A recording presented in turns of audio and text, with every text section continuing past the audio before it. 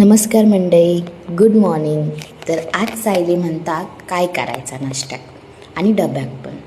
तर मनात विचार येलो की वडे करायचो आणि खावचो पण होतो. मनात विचार की वडे खायचा.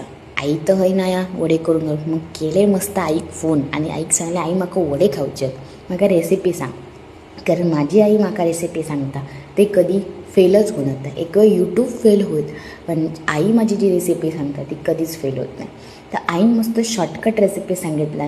तांदळाचं पीठ, रवो, हळद, मीठ मस्त गरम पाण्यात मळून घ्यायचा आणि मस्त तेलाच्या पिशवीवरती थापून गरम गरम तेलात एक एक सोडायचं.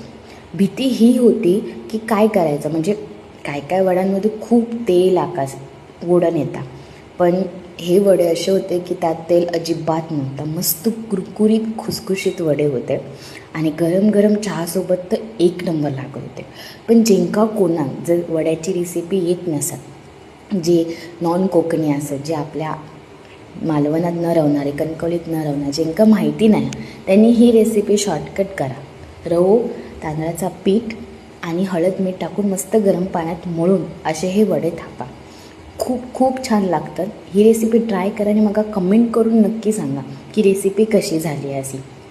तर आईक पण दाखवले मस्त. आई मस्त टम्म फुगलेले वडे म्हाका पण येतात तुझ्यासारखे. म्हणजे एखादी रेसिपी अशी सक्सेसफुल झाली की कसं जीवाक असं आनंद मिळतात. मी लगेच फोन केला आई की आई मस्त रेसिपी झाली, असं मस्त वडे फुगलेले असं, म्हणजे म्हाका पण आता जमता.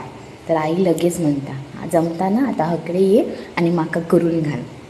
सो आता मी गावात गेले की आईक पण करून घालतले आणि तुमका मी करून घालू शकत नाही, पण तुम्ही करून खावा अशी रेसिपी आहे.